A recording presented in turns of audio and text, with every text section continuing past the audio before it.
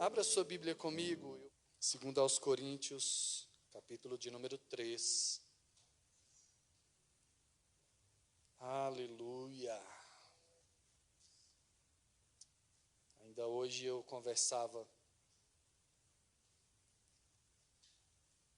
e enquanto nós conversávamos na hora do almoço, eu percebia como nós precisamos ter cuidado para que não nos limitemos no mundo terreno, para que a nossa vida não esteja limitada apenas neste século.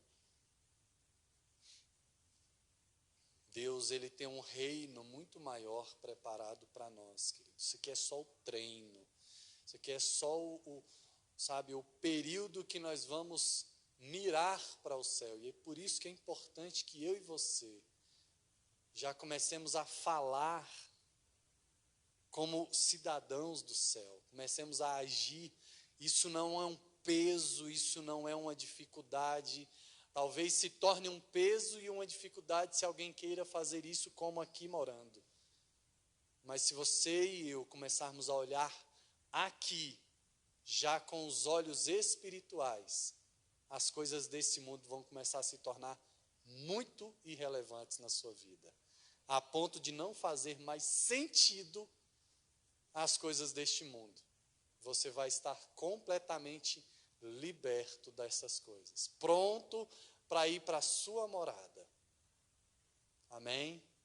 Tem um tempo novo sobre a sua vida, você crê nisso? Eu creio, eu tenho convicção. Verso 18, eu quero ler com vocês juntos, vamos ler todos juntos? Diz assim: mas todos nós, com o rosto descoberto, refletindo como espelho a glória do Senhor, somos transformados de glória em glória, na mesma imagem, como pelo Espírito do Senhor. Aleluia. Senta glorificando e exaltando. Como Deus, Ele é perfeito e na sua grandeza, na sua excelência, na sua onisciência, como Ele é perfeito. Disse outras vezes, o tema de 2020 estava pronto em 2018. Você pode dizer amém, querido? Deus já havia dito para nós um tempo novo em 2018, que 2020 aconteceria. E perceba que o desenrolar dos temas vem, cada um parece que vai, se encaixando como um quebra-cabeças. O tema vai se encaixando no mês, e não é diferente esse mês de julho. Nós estivemos falando em junho na importância de renovar o ânimo, de renovar as forças, parar um pouco e refazer as suas forças. E agora, para o mês de julho, a proposta é que a gente comece a colocar agora em prática aquilo que nós temos vivido até o primeiro semestre de 2020. É certo que há um tempo novo acontecendo, há um novo normal que nós estamos vivendo. Olhe para o seu lado, que você vai perceber, nós estamos com irmãos que estão aqui ao seu lado com uma máscara. Nós temos irmãos que gostariam muito de estar aqui, não podem, estão acompanhando de forma online. E alguns outros que nem de forma online podem estar aqui, têm chorado por isso. Um deles, eu digo, é o nosso pastor, presidente, com a esposa. Todas as vezes que eu falo com eles, eles perguntam: e aí, já pode voltar? Mas há pessoas que queriam muito estar aqui hoje. E eu olho para o seu rosto, e alguns sorrindo com os olhos, a bondade de Deus de podermos estar aqui juntos. Que bênção, que glória é podermos estar aqui. E eu quero comungar com você dentro deste texto e do contexto do 1 aos Coríntios, capítulo 12, verso 30, porque depende da versão, mas considerando a versão de Almeida, verso 30 e 31, que vai dizer que nós refletimos e que devemos refletir a imagem do nosso Deus. E é interessante que a gente entenda que o caminho, ele é tão importante quanto o destino que nós estamos seguindo. Eu percebo que tem pessoas que vão viajar e elas se programam para viajar. Eu vou até expressar um gosto pessoal, e que não é uma regra, como eu acabei de dizer, é um gosto pessoal. Eu gosto de viajar de carro, pelo fato de você curtir a viagem. É um pouco mais cansativo, sim, mas uma viagem que você faz aí de 3, 4 horas de avião, você vai demorar de carro 2 dias, vamos dizer mais ou menos. Eu tive a oportunidade de ir com a minha esposa para Porto Seguro, na Bahia, de carro, só eu e ela. E pelo fato da viagem ser longa, eu pude curtir com a minha esposa toda a viagem.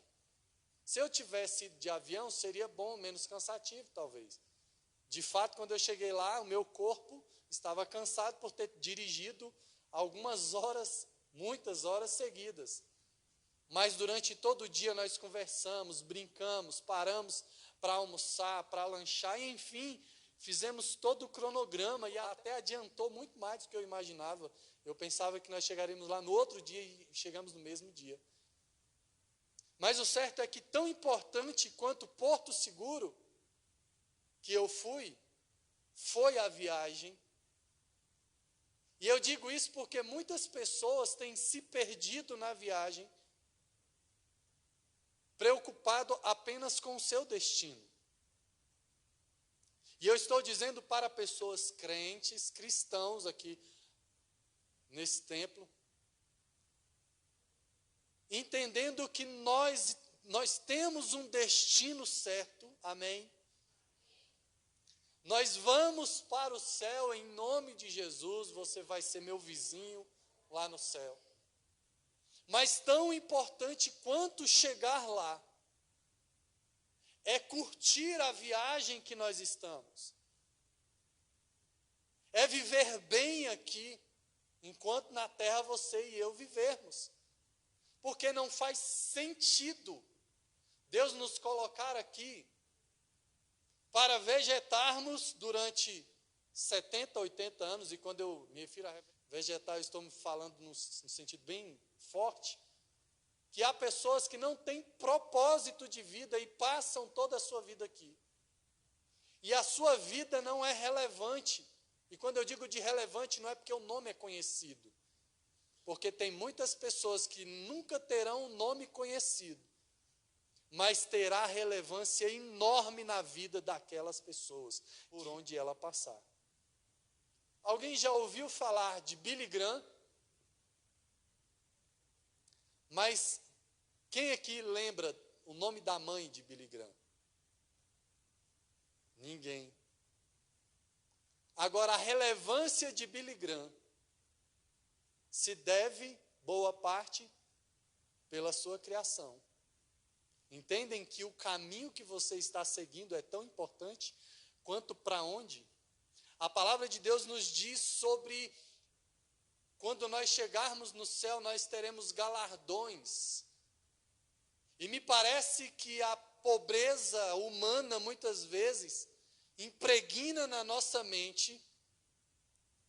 E quando eu digo pobreza humana, não estou falando apenas de dinheiro. Eu estou dizendo num sentido mais amplo.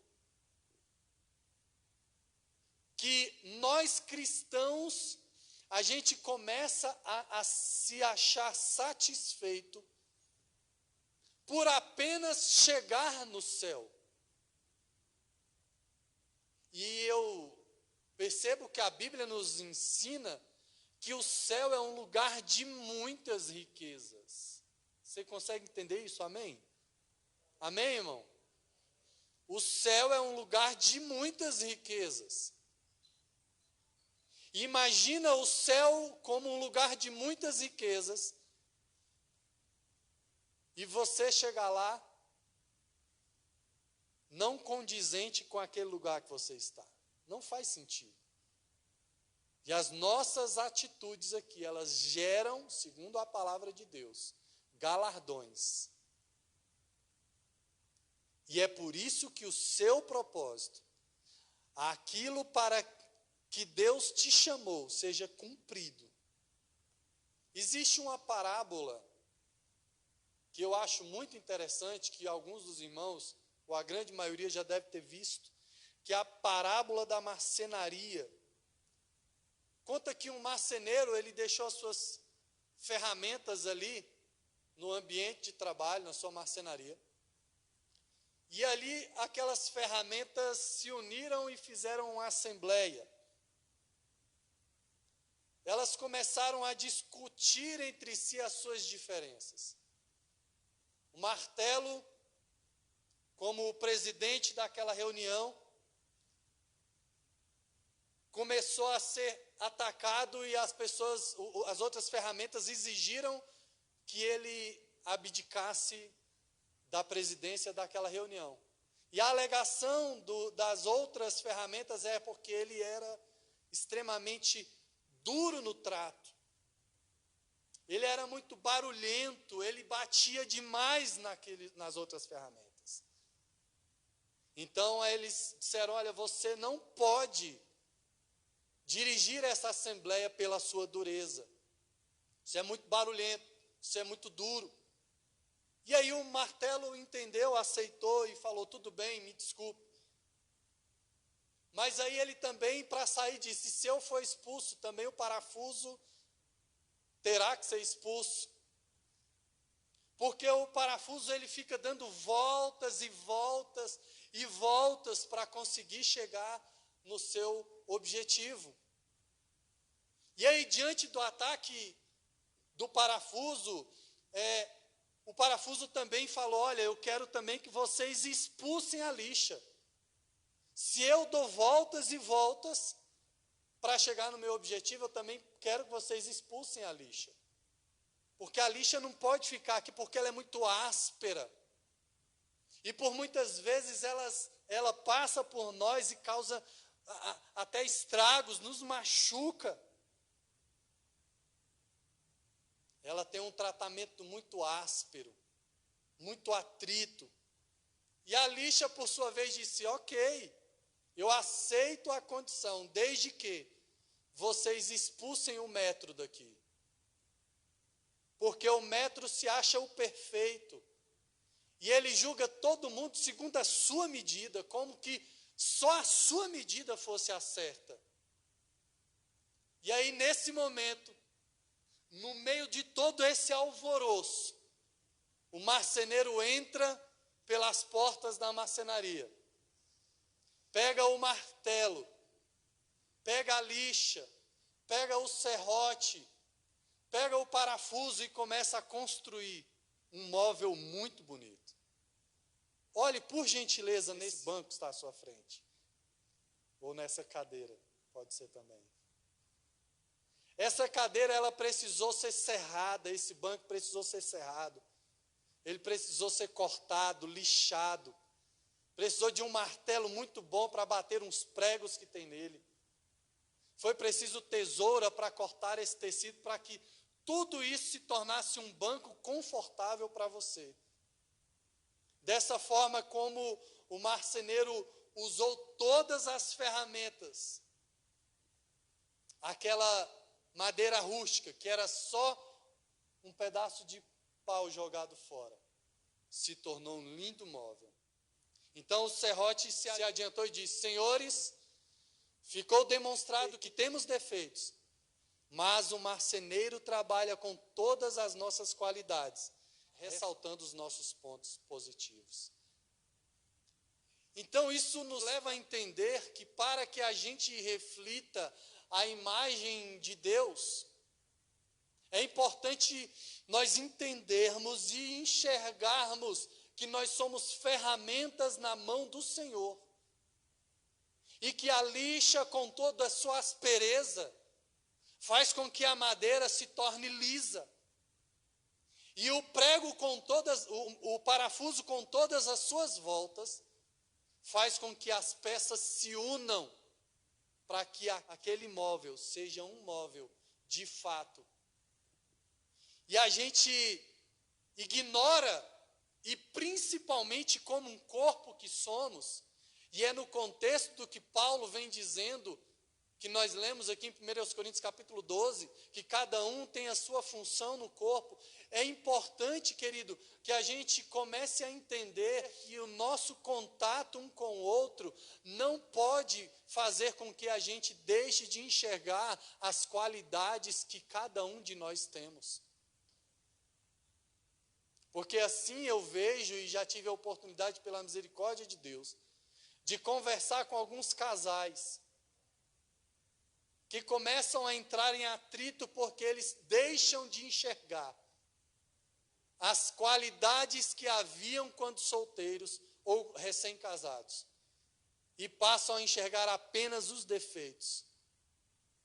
Quantas vezes nós começamos a congregar aqui, uns com os outros, e aí a gente no início acha tudo perfeito, acha tudo lindo, mas quando nós vamos conhecendo os defeitos uns dos outros, a gente passa a primar pelos defeitos, ao invés de enxergar que no corpo de Cristo cada um tem a sua função e cada um tem a sua qualidade. E só entende isso quem é maduro, quem já encontrou um grau de maturidade, para entender que a lixa pode até fazer algum efeito ruim, temporário em mim, mas que há um objetivo maior de nos fazer não ser apenas um parafuso no chão, mas nos tornar um móvel útil na casa do Senhor, ser um corpo de fato para servir ao Senhor. Se as igrejas e se nós como igreja entendêssemos esses princípios e não ignorássemos quem nós fomos e quem nós somos. A sua história faz parte, querido, de quem você é hoje. A nossa história faz parte do processo do cuidado de Deus nas nossas vidas. A gente não deve se apegar àquilo que nós fomos, mas aquilo que nós fomos no passado é o que nos forjou, é o que nos trouxe até aqui, e é exatamente o que Deus precisa, a ferramenta que Deus precisa para completar o corpo, que é o corpo de Cristo. Paulo nunca negou quem ele era, nunca negou o seu passado. Verso 1 e 2 de Atos 9 diz assim: Saulo, respirando ainda ameaças e morte contra os discípulos do Senhor, dirigiu-se ao sumo sacerdote e lhe pediu cartas para as sinagogas de Damasco, a fim de que, caso achasse alguns que eram do caminho, e esse caminho entendam de Cristo, assim homens e mulheres os levasse preso para Jerusalém. Este Paulo, lá em Romanos 1, 8 ao 12 diz: primeiramente dou graças a meu Deus, mediante Jesus Cristo, no tocante a todos vós, porque em todo o mundo é proclamada a vossa fé, porque Deus, a quem sirvo em meu espírito no evangelho de seu Filho, é minha testemunha de como incessantemente faço menção de vós. O mesmo Paulo que pede a carta para perseguir os cristãos, para matar, aquele duro Paulo é o mesmo que agora escreve uma carta aos romanos dizendo: eu estou com saudade. E no contexto do texto que nós lemos, ele vai dizer: eu só não vou ver vocês, porque eu estou impedido. Em outra forma de dizer, eu estou preso. Não há possibilidade física hoje de eu estar com vocês, mas esse é o meu desejo. Ele nunca disse: olha, eu apago o meu passado, mas ele diz: a partir de agora, eu entendo que sou um novo homem. Então, querido, não brigue com o seu passado, não sofra com o seu passado, use-o para que Deus abençoe a sua vida, para que você olhe para trás e entenda que o processo te trouxe até aqui. As feridas têm que ser cicatrizadas para que você olhe as marcas e através das marcas os testemunhos louvem ao nome do Senhor. Conheça e reconheça as limitações. Isso é coisa de gente madura, é coisa de gente crescida, que vai olhar a imagem do espelho, e a sua imagem cada dia mais vai estar parecida com a imagem de Deus. Olha, quando você ouve dizendo, é na fraqueza que eu sou forte, ele não está dizendo, olha, é porque eu vou me tornar cada vez mais fraco. Não, é porque eu reconheço que sou limitado e as minhas fraquezas não impedem o agir de Deus através da minha vida, porque o agir de Deus opera em nós e por nós sempre. Então reconheça as suas limitações, conheça-as. A gente muitas vezes gasta tempo com tantas coisas, mas nós não investimos tempo nos conhecendo. Tem gente que eu já tive a oportunidade de ver, que se você perguntar o que ele gosta de comer, qual é o prato preferido dele, ele não sabe te dizer. O que ele gosta de assistir, o que ele gosta de ler, o que ele gosta de alguma coisa, ele não sabe, está perdido. Tenha clareza em o nome do Senhor Jesus na tua vida. Porque Deus não te criou como um acaso, você não é resultado de um Big Bang, de uma explosão por acaso. Você foi criado, moldado pelas mãos de Deus, e todo o processo que você já passou, independente de qual seja, será para a glória de Deus e para que a sua vida seja honrada. Ele pode usar o caos e fazer o tudo. Ele pode fazer o nada, a existência, como você está olhando para mim aqui hoje. Reconhecer as limitações é sinal de crescimento, de maturidade. Nós podemos, e como meu tempo já está bem curto, nós poderíamos aqui falar de Moisés, eu poderia falar aqui de Saul, de Davi, eu poderia falar de Jeremias, de Maria, mãe de Jesus, de Paulo. Todas essas pessoas e tantas outras na Bíblia, todos eles têm uma coisa em comum. Olha aqui para mim, olha aqui para mim. Todas essas pessoas, essas personagens que eu citei, têm uma coisa em comum. Todos eles reconheceram a sua limitação.